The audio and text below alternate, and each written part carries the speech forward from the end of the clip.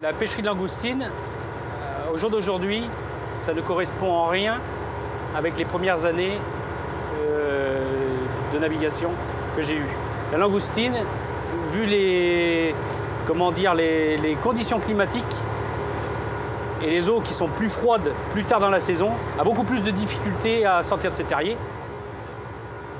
On sent bien nous en mer que dès qu'il fait beau, il y a toujours de la langoustine à pêcher. Donc là-dessus, y a pas, pour le stock, pour moi, il n'y a pas de problème. C'est plus le temps qui fait défaut et le climat, et c'est un des facteurs principaux.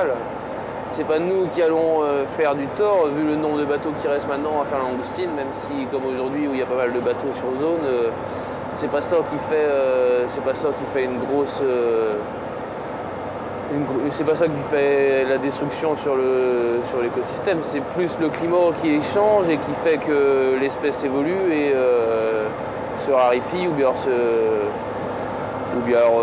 hiberne et puis elle ressortira plus tard.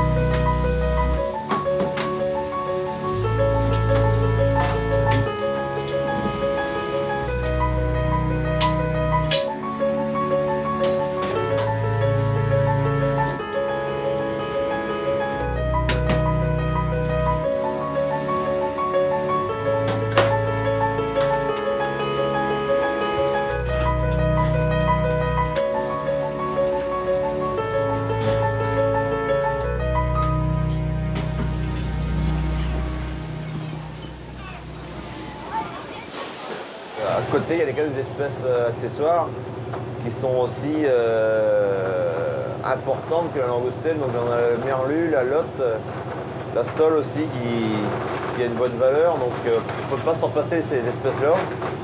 Donc on a vu sur la vasière à un moment où il n'y avait plus de poissons, plus de merlu.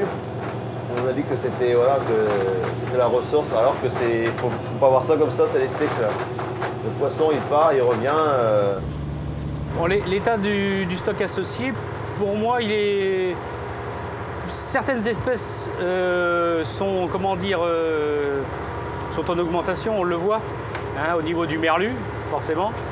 Parce que bon, c'est bien beau de limiter les bateaux à 20%, mais au bout d'un moment, la pêcherie va être telle, la pêcherie de merlu va être telle que voilà, on va se retrouver avec des quantités de merlu.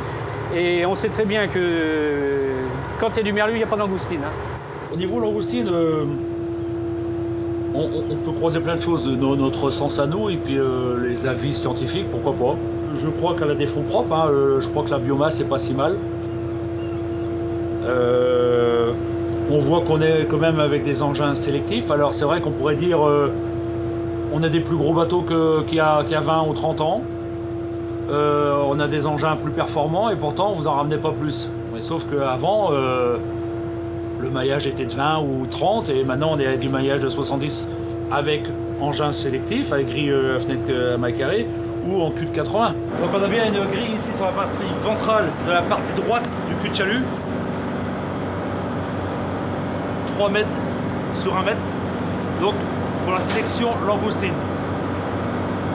On a un deuxième dispositif de sélectivité qui se trouve sur le dessus. Donc c'est ce dispositif-là qui lui est consacré majoritairement pour le merluchon.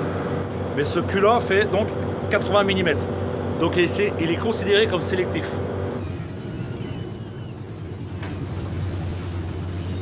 Les tailles ont considérablement augmenté.